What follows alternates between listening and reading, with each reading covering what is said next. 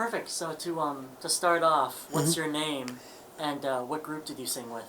My name is Lovelace Redmond. I sang with a group called the Supreme Four due to the fact that we were formerly the Supremes. But when Diana Ross and the Supremes came on the scene nationally, of course, we had to change our name from Supremes to the Supreme Four. So we had the name first, but unfortunately, we had to let the name go and pick up the Supreme Four. Yeah. So starting off a little bit just about you. Um, Growing up, did you have any relatives or family Oh, that yeah. sang, or? Yeah, well, growing up, I was the youngest of a family of six. My mother, she was a piano player and homemaker. My dad, he worked a day job, but at night he was a musician, saxophone player. My older brother, he was a musician. As a matter of fact, he became a very prominent and well-known musician in the jazz world by the name of Willie Pickens. He was a great jazz musician. Matter of fact, he suffered a heart attack, I believe, in 2018 when he was preparing to give a performance at in New York City. I'm trying to remember the venue where he was. I think it was the Kennedy Center there in New York. He was preparing to perform, and on that day during the rehearsal, he suffered a heart attack. But my family was what you would call very musically inclined. I had a couple sisters, they sang. As a matter of fact, at one time, my sister and I, her name was Leona Redmond. At one time, her, myself, a fellow named Ike Ward, along with his sister, I believe her name was Zelda Ward, and another guy that became really famous by the name of Al Jarreau. We sang in a group together. Matter of fact, we made a recording at a place called Dave Kennedy Studios here in Milwaukee years ago, well before Al Jarreau became famous. You know, he was well known here in the city and around Milwaukee, but he hadn't got his big break yet. But he did get that big break, and but that's part of my musical history that I sang in a group where Al Jarreau was the lead singer with us. So you know that was a good time. What year was that? Wow. I have to. Well, we all were close to being teenagers. Of course, I was the youngest because my sister was older than I. So that had to be. I'm gonna say that was. I'm gonna say that was in the late or mid '60s. Okay. Yeah, I'm gonna give that around the mid '60s. And that was before or after the Supremes? That was even probably during, because we had put a group together just for like a backup vocals for that particular recording that Al was doing. So I still was a member of my own group, you know, the Supreme Four. But you know, we got together to do that recording and to back up Al on a particular recording. I can't remember the song or what have you, but it was at the place called Dave Kennedy Studios, and that was years ago. So after you're growing up in such a musical household, when did you decide that you wanted to make your own group? Well, one of the guys in the group, Carl Campbell, and myself, we of course attended the same church. You know, I was living with my grandmother at the time. He was living with his mom and dad. They were members of the church. It was a church called Eighth Street, Church of God in Christ. And we were both kids in school and in junior high school, and but still our parents had us there in the church.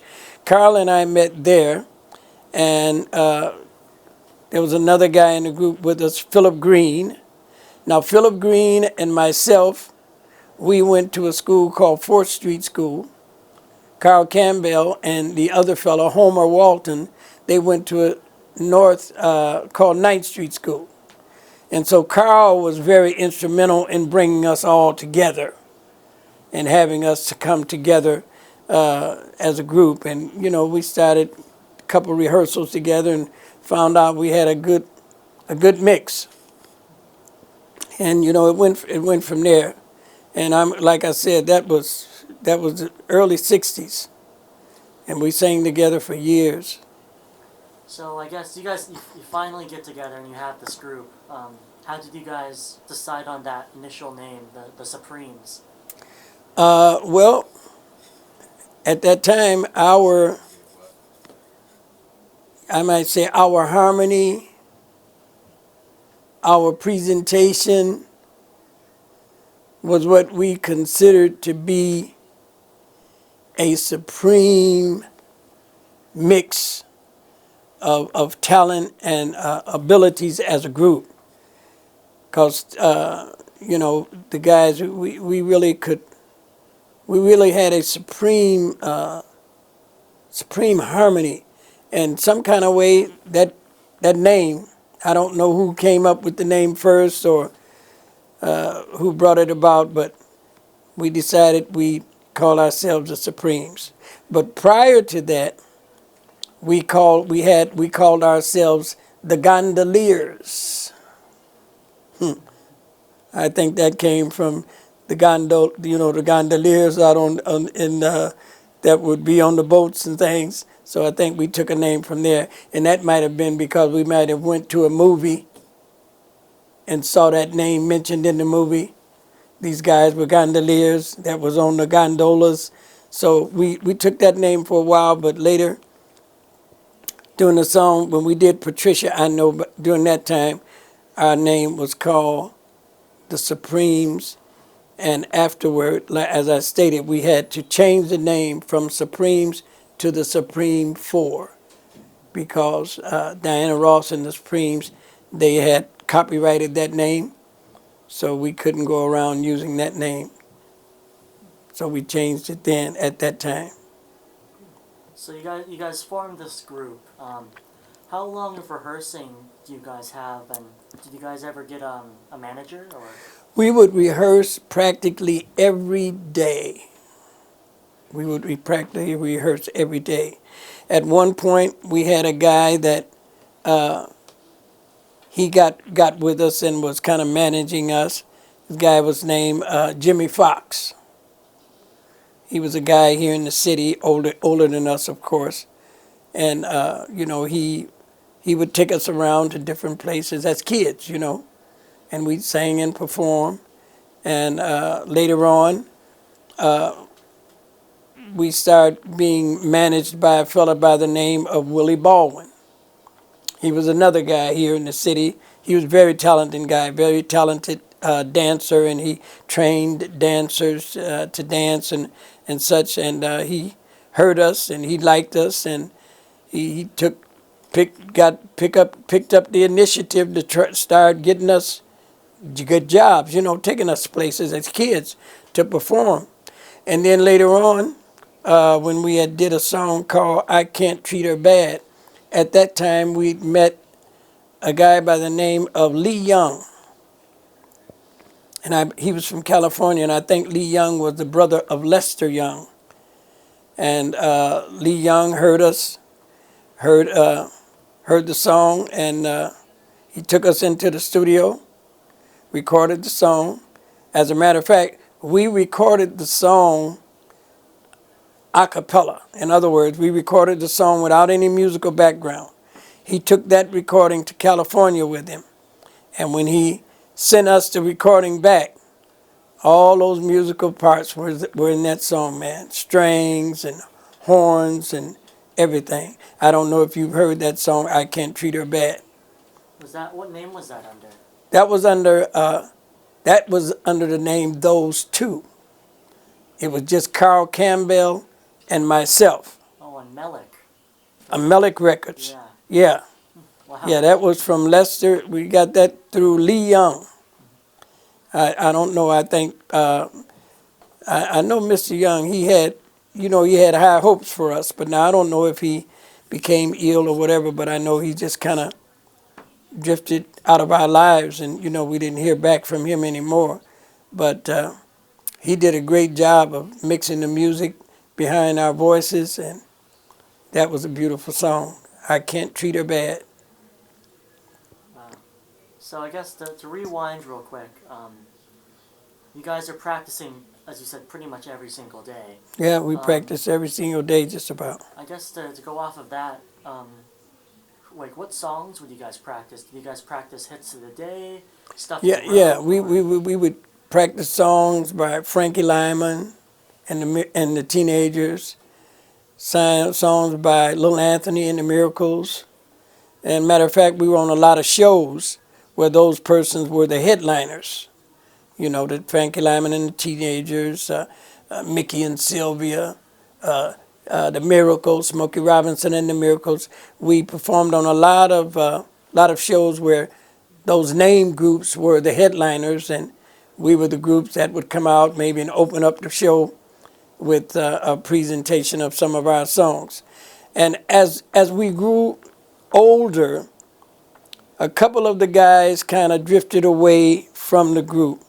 That would have been Homer Walton and Philip Green. They kind of drifted away and started pursuing other interests.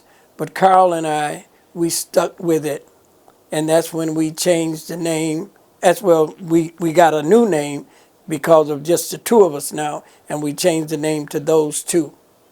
And that's when we did the song I Can't Treat Her Bad. So that was a very nice song. I had high hopes for that song.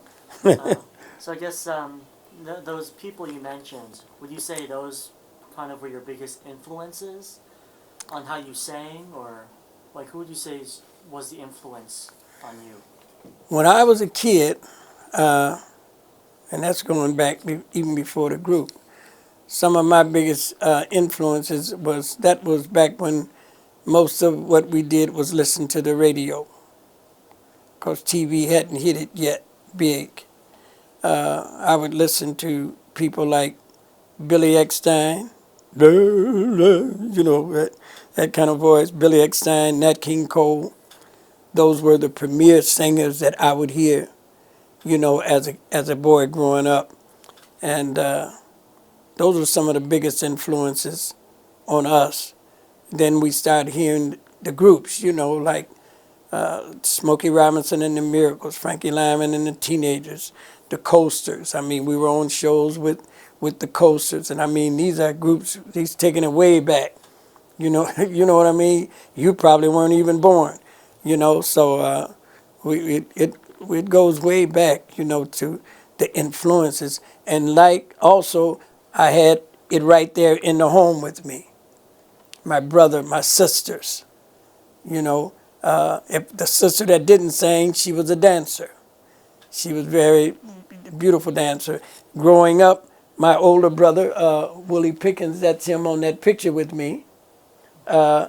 He and my older sister, Catherine, and he told me this story later on. My mother would have them performing in vaudeville. You know, he would dance, play, and she would dance. So, the family, my greatest influence came from right out of our family, right out of my home where I was. Because when my brother was rehearsing, we had to sit down and be quiet or either go outside and play. Because, that was a real dream of my mother, for him to become a great pianist. And, so when he was rehearsing, you had to be quiet or be outside. You couldn't be making a lot of noise. And my sister, as a matter of fact, later on, she was working with a group with Al Jarreau, and I wasn't in that particular group, but she was in that group because they all went to the same school, which was Lincoln High School. And that's how they all got together. Al Jarreau, Leona Redmond, my sister, Isaac Ward, his sister, I think her name was Gazelda Ward. That's how they all got together. And I came along later as, someone else they allowed to come into the group for their recording. Do you remember the name of that group? Oh, no, now that I don't. I don't remember the name of that group. I don't know. I wanna say Al Jarreau and Friends, but I don't remember the name of the group because it was so long ago. I don't remember. I don't even know if we had a name as a particular group, you know. But maybe somebody viewing this will one day be able to say, "Hey, I know the name of that group," you know, Yeah. because they were in school and they would do some performances at their school, which was Lincoln High School, and I was at that time I was at North Division High School. But Cool. So you have this group, and you're I guess you're doing kind of the circuit of Milwaukee. mhm. How many years, or I guess, did you do the circuit, do the shows before you decided we need to make a record, or how did that come about?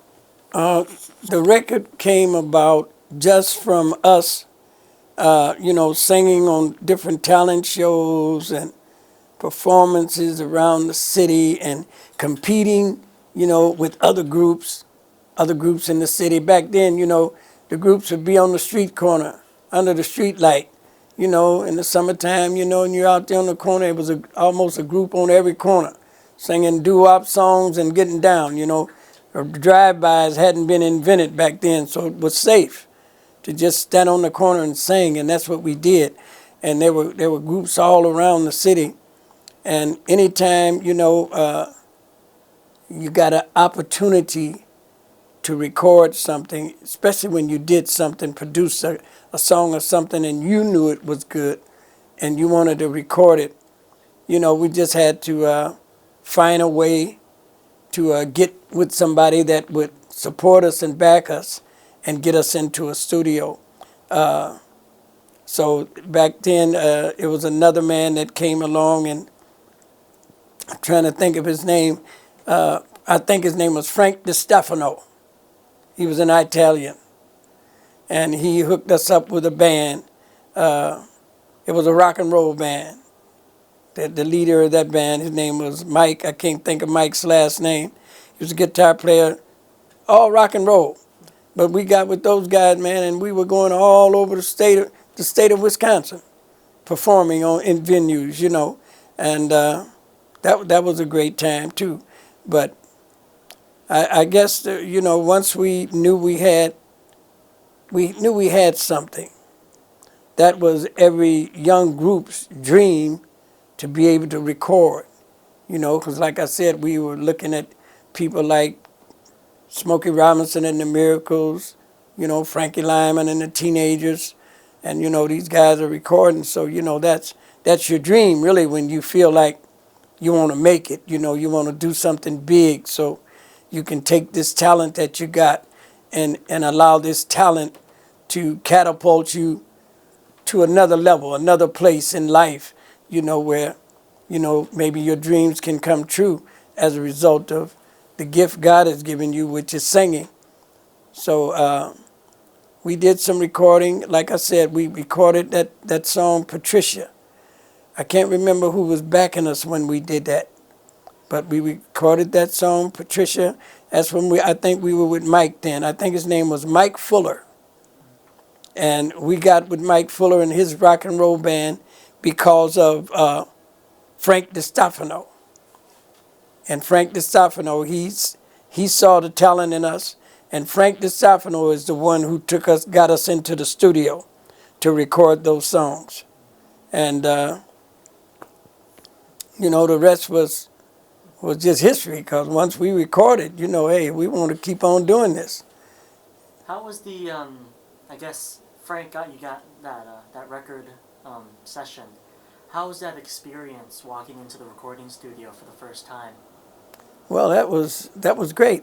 But now, that wasn't my first time being in the studio. My first time being in the studio was just as a backup singer when I was in there with, my sister and Ike Ward and Al Jarreau. That was my first time, but, just from singing, and like I say, we're doing shows with recording art, and nationally known recording artists. When they hear you, they tell them, "Man, you guys are good, man. You guys are really good." man, if you guys were in New York, or you guys doing good, man, if you guys were in Chicago, or if you guys were in California, it was always if you were somewhere, because Milwaukee really wasn't a big market for launching talent and people, making it into, the music industry by way of recording and stuff being launched out of Milwaukee, because Milwaukee really was a place that really kind of suppressed your talent, because they didn't have a lot of venues for you to, exercise your gift and show your talent. It was more of a, just a working man's town. And the biggest thing going in Milwaukee was maybe somebody playing the blues or somebody in a nightclub doing some jazz. But it wasn't a big town for promoting and launching singing groups that was singing, the rock and roll or the rhythm and blues or the soul music. Wasn't big town for that. Most of those groups, like I said, were on the street corner under the street light, singing at night with crowds coming around them, because everybody's throwing down, Yeah, so that was a good time in life. It was a good time. So I guess when you were in the recording studio, recording "I Love You, Patricia" and "I Lost My Job," what's the history of those two songs? Well, as I stated earlier, at that time I was a young man, and I had a girlfriend whose name was Patricia. And I wrote that song, to impress her, you might say, or in honor of her. I love you, Patricia. And, after I wrote it, told the guys, we got together rehearsal, said, man, look here, I got this song, man, these words. And we all just put together, and, Carl Campbell, he was great at arranging stuff, So we got together and tried this and tried that, and Carl put his arranging expertise to it, and we came up with that finished product, Patricia. Yeah, that was it, man. It was a beautiful song. On that particular side, what were the voice parts? I was singing the lead. Philip Green, he's that high voice, pitch voice you hear. Yeah, that's Philip Green. Carl Campbell, he was very versatile. He sang bass and tenor, and Homer Walton, he was the baritone. And I did most of the lead singing. Perfect. Mm-hmm. And then the flip side is "I Lost My Job." I'm guessing that was just a response to get a job. Yeah, that was a response to get a job. Yeah, that's what that was. Yeah. Who wrote that one? Together we wrote the song. We penned them. I did a lot of coming up with lyrics for us. And but guys would interject. Well, man, try this. This sounds good. Put this with that. So, but I did most of the lyric writing myself. Carl, he did most of the arranging and telling people, well, here's your part. That was Carl. He was the guy. He was excellent at that. It was like a gift. That was a gift God had gifted him with. He could say, well, here's your part, because he had a great ear, man. He could hear what it should sound like even before we uttered a word or a note. He'd tell Homer, okay, Homer, here's your note here. You do this, Hey, so, yeah. Wow. And most singing groups, there's somebody in the group that has that gift where they can arrange and, and get everybody right on the right note and on the right key. And that was Carl Campbell. Wow. Carl Campbell. I think he was the best. He was probably one of the best that ever did it. Wow, that's cool. Yeah. And I guess, he did most of your arranging and singing. And I guess how many takes did you guys make of "I Love You, Patricia" and I Lost My Job"? Do you remember that? I don't remember how many, but I do know back in the day, back in that time, studio time was expensive, and I imagine it still is today. But back in that time, We did our rehearsing, and we got it down to a T before we got to the studio. Because, we going in there, we got Frank DiStefano or somebody back us paying the money. We didn't have no money, so we didn't go in there having to do a lot of takes. They might do one take and say, I want you to bring that, bring the tenor down a little bit, just a little bit, but it didn't take us long to do it because, like I said, we rehearsed all the time. And when we went into the studio, we were ready. We didn't go in there fumbling. No, we was ready. So it took less time than it would have taken if, we weren't ready. Somebody got to try and get you your part and all that in the studio. No, you do all that during your rehearsal. So when you get to the studio, you're ready to lay it out. Any retakes and such, that's just so the people, the people that are, listening to the sound, the engineers, so that they can balance everything just like it should be. But as far as the singing part of it, no, we went in, we had that part right.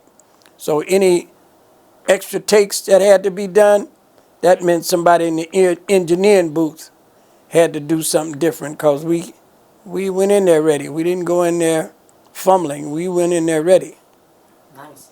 And like I said, it costs money, so we was trying to, do things professionally and save money of whoever was paying the bill because we don't want to be in the studio all day.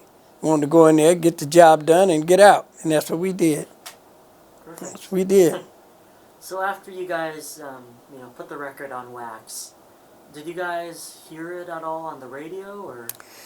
Now, I don't remember ever hearing it on the radio because I don't remember ever hearing it on the radio. I don't even know if there were a lot of radio stations where we could have heard it. I do know that once the record was done, then I believe it was Frank DiStefano who was with us at that time. I don't think it was Lee Young. I think it was Frank.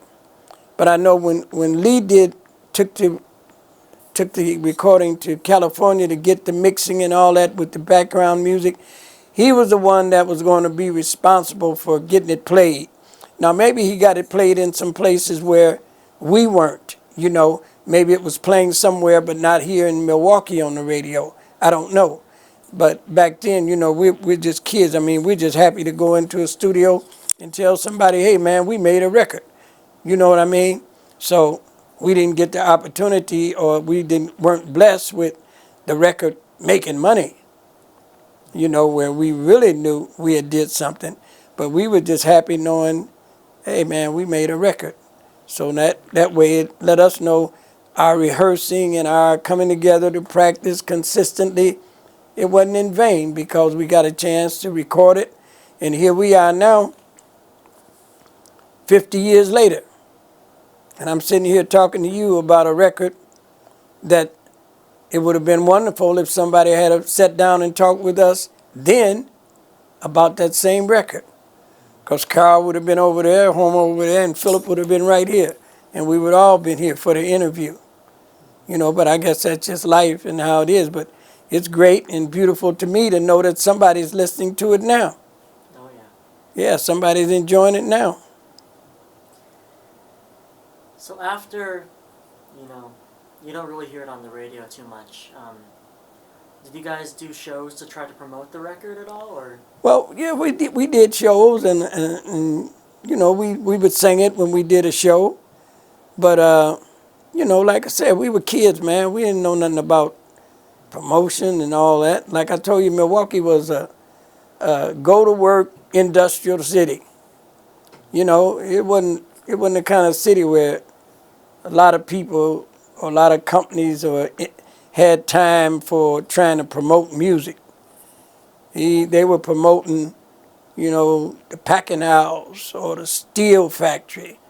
They were promoting, go to work 8-hour jobs. They didn't have, that's why I said most of the groups, we were out on the street corner under the street light singing, you know. It wasn't like we had a town full of promoters.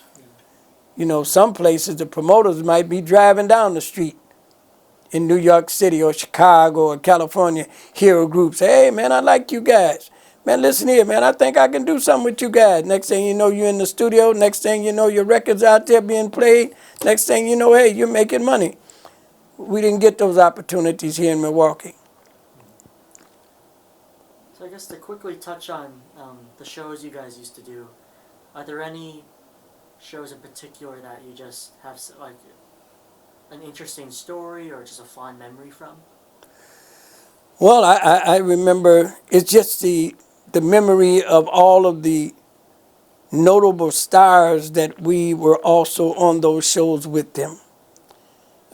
Mickey and Sylvia, husband and wife duo group, on shows with Smokey Robinson and the Miracles, Ike and Tina Turner, on shows, with Frankie Lyman and the Teenagers, on shows with the Drifters and the Coasters, and I mean, you name them. If they came to Milwaukee, we were on that show as the opening act. But I don't have any past experiences where, somebody, like I said, we didn't have any experiences where somebody was on the show and say, hey, man, like for you guys to come to New York, man, we're going to send for you cats, man. We think you got something. But we didn't have we didn't get those kind of breaks. But we loved the performing and the singing. We loved it so much that despite the fact that we didn't get the breaks, we kept doing, we kept on doing it because that's what we love to do, And even today, well, like the other guys, they're gone. But even today, I sang.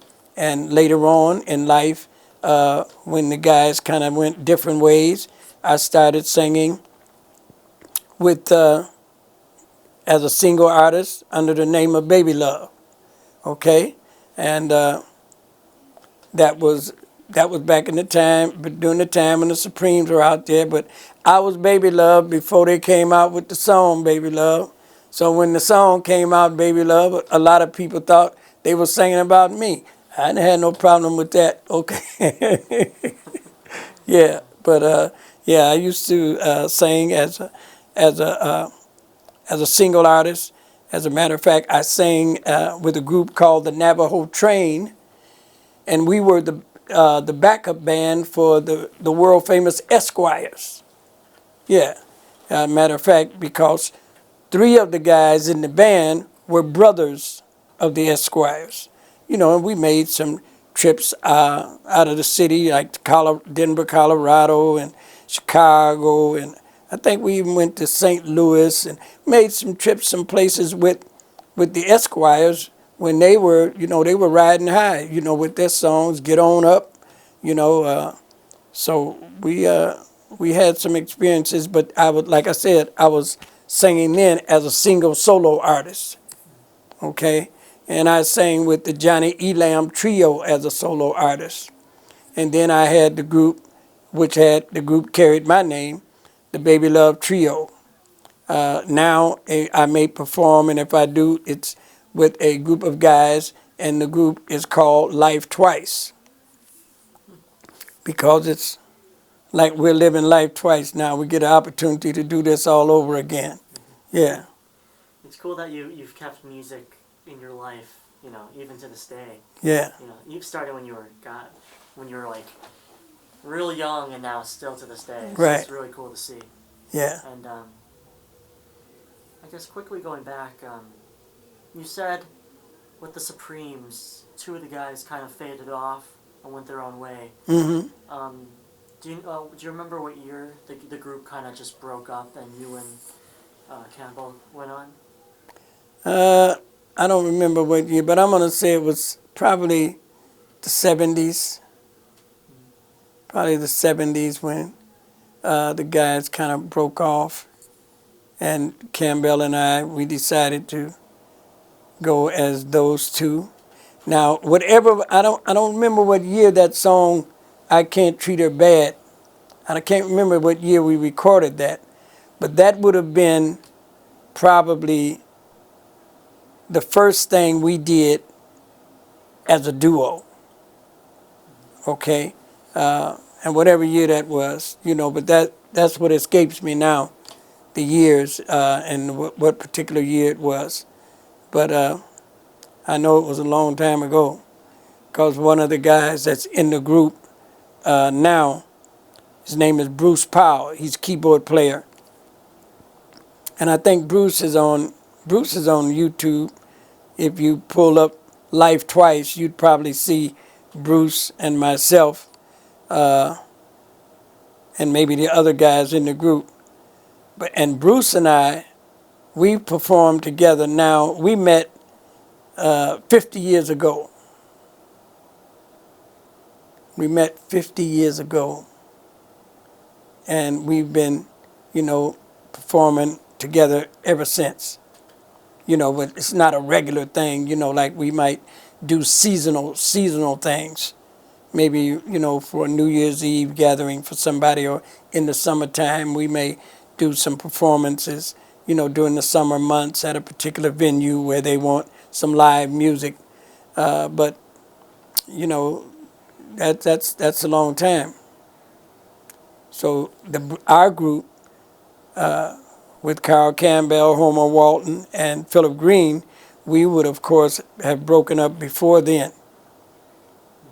So probably around the mid to late 60s-ish. Right. Yeah. Right. So I guess I probably should have mentioned this a little earlier, or talked about it a little bit earlier, but you mentioned that you guys used to sing under the street corner, and you kind of had like the battle of the groups. Mm-hmm. Do you remember which groups you used to battle against, or let me which see. groups were like rivals? Let me see. It was a group. Jackie Twine. I can't remember the name of his group, but he was the lead guy, Jackie Twine. There was another group. Well, at one time, Harvey Scales, he had a group.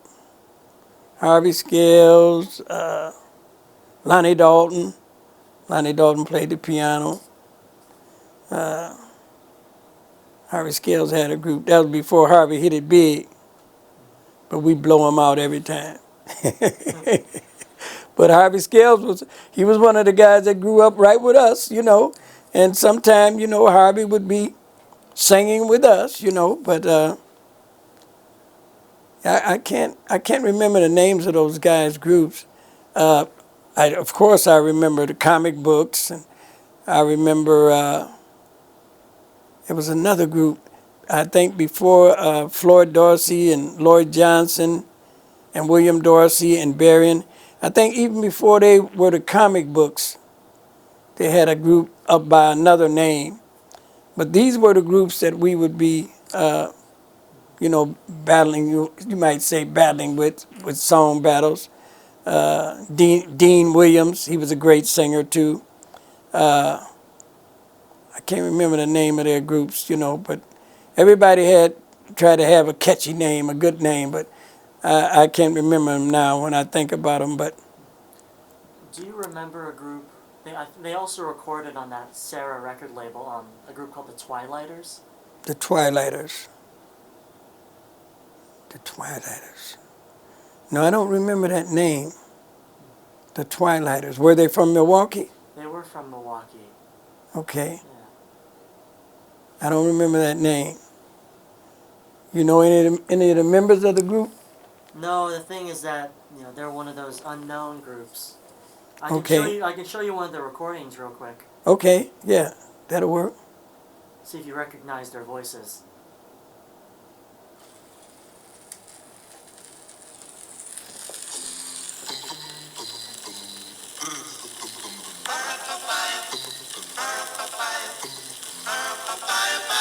Can't you stay a little longer? Happy single I had a little dance with you. I know the fun is just beginning, no ending. The stage is all set for you.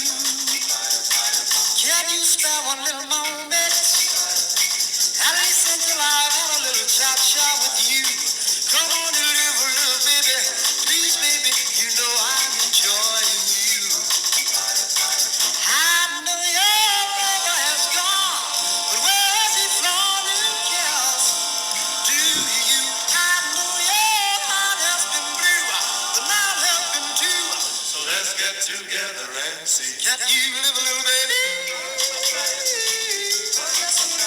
Little while. I want to say that sounds a little bit like Johnny Taylor, but I don't know if it is. That bass sounds like a guy named Ragsdale that used to sing bass with the group I mentioned that Harvey Scales was in with Lonnie Dalton, and I believe Ragsdale was the bass, and there was another guy. I can't remember his name right now, but I'm seeing him. His last name was Harwell, but I don't remember his first name. But that was one of the groups. Harvey Scales, Lonnie Dalton, Ragsdale. That was a group. So it was just so many guys that had groups around. That I don't remember their names. I ain't no way I could tell you the name of their groups. I don't remember them because it was a long time ago.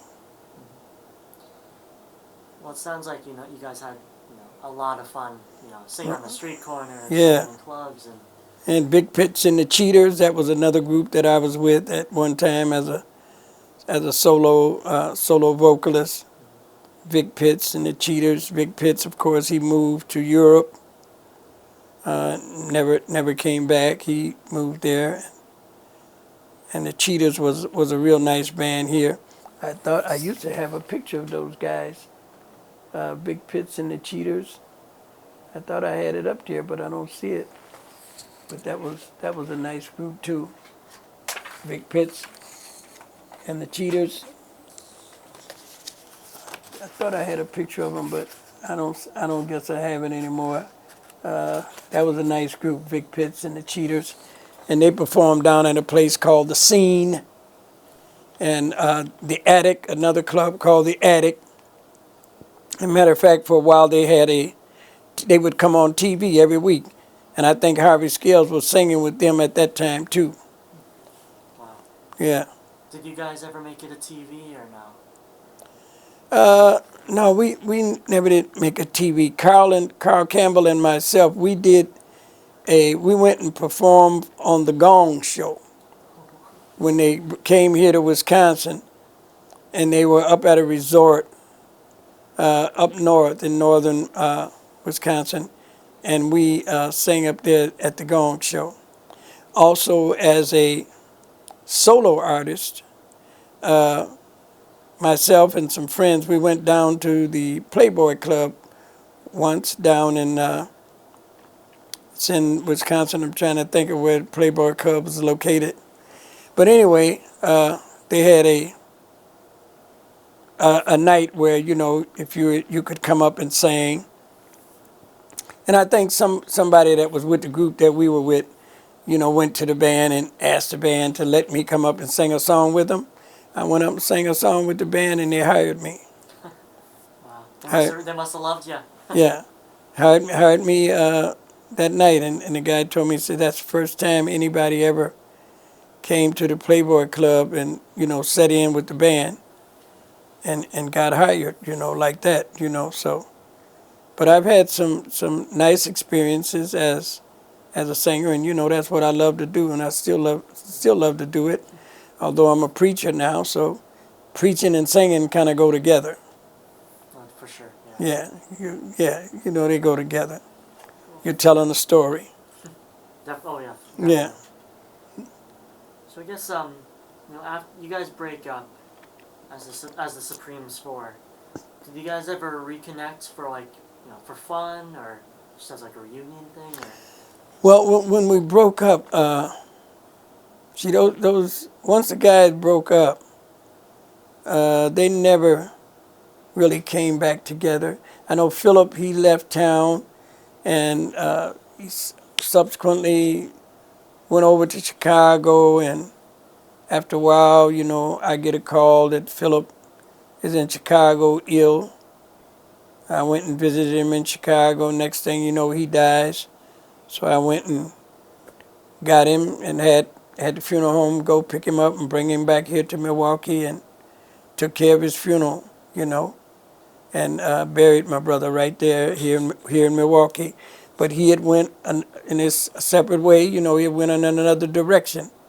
And Carl Campbell, he subsequently passed away, and I was there when Carl passed and, ministered at his service.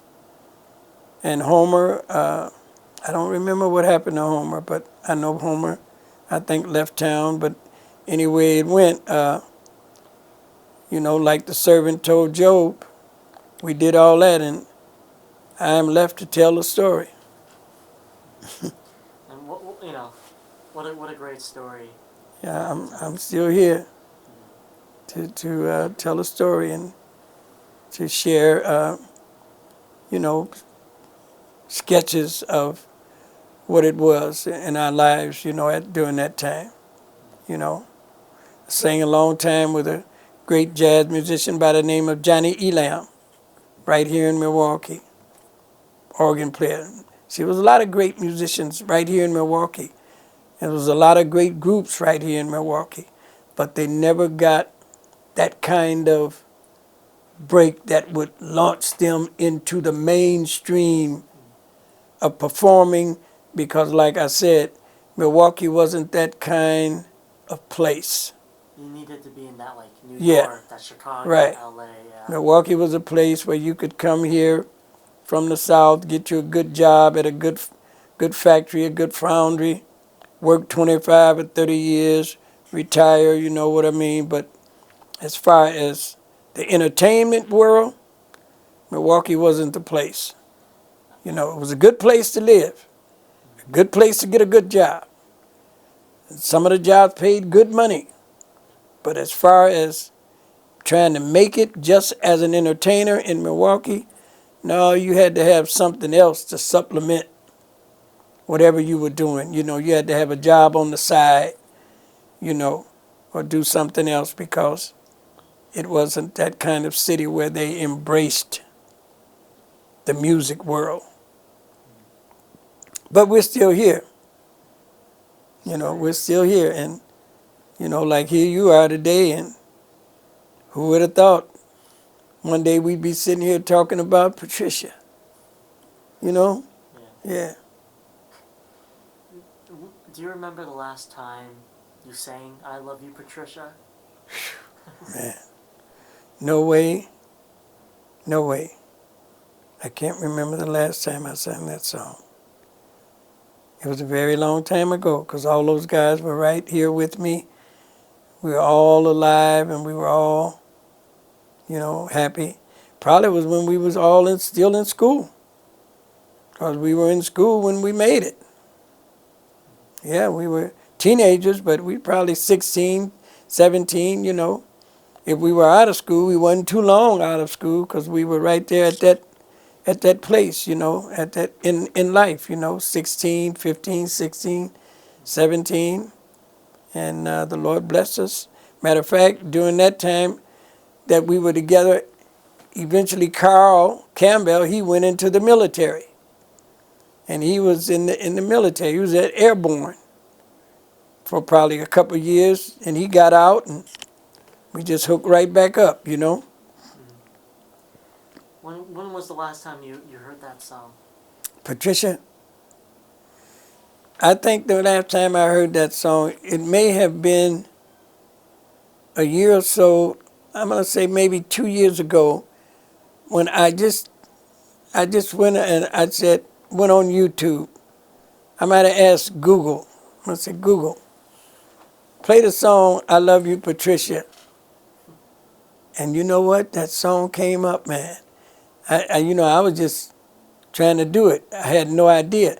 And then it was I Can't Treat Her Bad. I had no idea those songs would be out there like that. It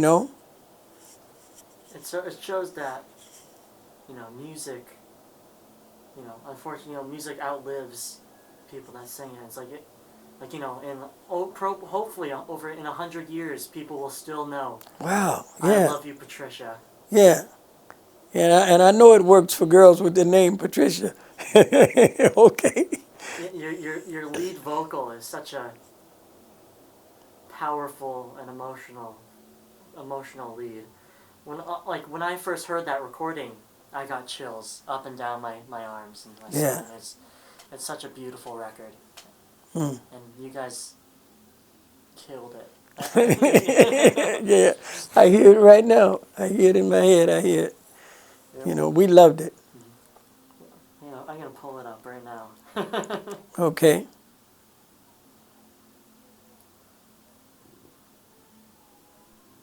Wow, Patricia, baby.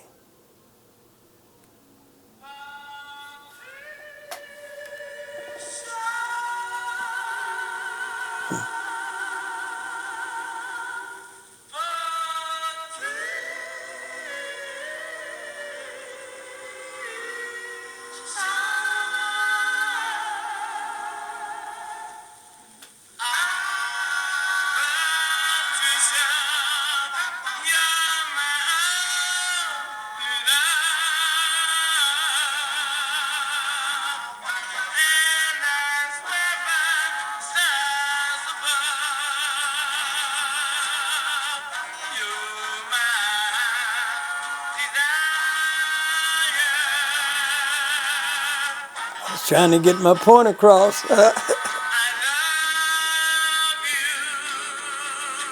You can tell you loved her so much at the Yeah. time.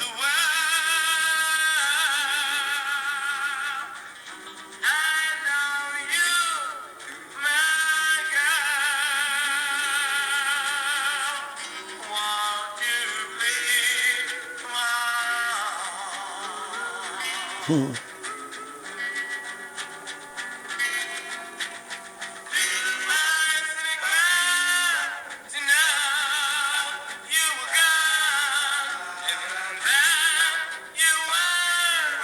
Coming back.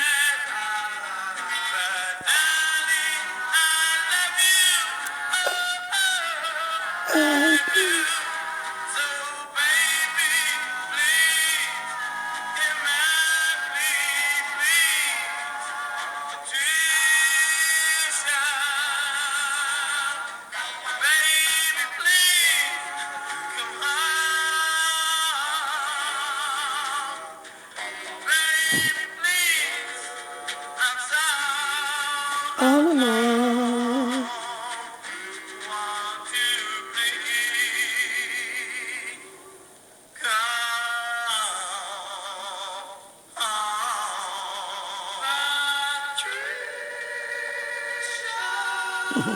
Calling her.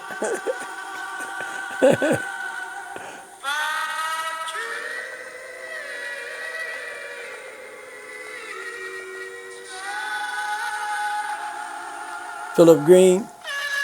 Philip. Yeah. Wow. Well, I'm so glad somebody can still hear that song and enjoy that song. And like I say, I know it works for all Patricias that hear it. Oh, Yeah, for sure. yeah. It works for Patricias. So I guess to kind of finalize anything, is there any stories that you want to add about singing at all, or Well, anything? I want to say I just think the music world missed a lot of great artists and great performers, great singers, great musicians, even some great dancers that were here in Milwaukee. And Milwaukee was like a prison to those with musical abilities and artistic abilities because they could never break out of this, this, you might say, this desert place when it came to, being able to promote and to push forth all the wonderful singers and music that was right here in Milwaukee. And it's just kind of sad now that most of them are off the scene, that grew up with me. As a minister, I've funeralized many of them myself. And like I say, I'm left to tell the story, but Milwaukee was a great place that had great talent, was a great place to live, but it was not a great place for those who wanted to be great performers, great singers, and great dancers and artists. But thank God we got a chance to do it with each other and do it for each other, you know. So it was beautiful. And I appreciate you. I really do appreciate you coming and, you know, just calling me out of the blue one day, you know. I appreciate you coming, and I appreciate being able to talk about the guys that I grew up with that were part of my life and part of what I was doing. And maybe one day someone listening or watching on YouTube or wherever, someone will hear the name of maybe their loved one, maybe their grandfather, maybe they'll hear that name mentioned and say, oh, man, that's my grandfather he's talking about. You know, so it's still great, and the music is still alive. It still lives. You know, some of the artists are gone, but the music not gone. It still lives on. Amen. That's beautiful, and I appreciate you. I thank you, man, for coming in. I thank you for this. Really. I thank you. When I first called you, I know I was not sure what I was going to expect, but you know, when you picked up the phone, I was shocked. And Okay. I was so happy that I was able to speak with you. And I really thank you for letting me into your home. Oh yeah. And yeah, I'm so happy we were able to speak. Yeah, me too. I really appreciate it. I'm glad you came, and I'm just like I said, I'm excited because I mean after all these years, you know, somebody shows up to talk to me about something I did, and the people that I did it with. So even now, they still live. You know, they live through the music, they live through me, and now they will live through you, because you too will tell the story, because you got the story, you know, you got it on tape. So the story lives on. Oh, for sure. It'll live on Yeah, forever. yeah, it'll live on way beyond the fact that we are here. It'll live on continually, and that's beautiful. That's the beauty part of it. And I know my friend Liam, if you're listening, Liam, if you're watching, Liam, I love you, brother. I just wanted you to know that. Perfect.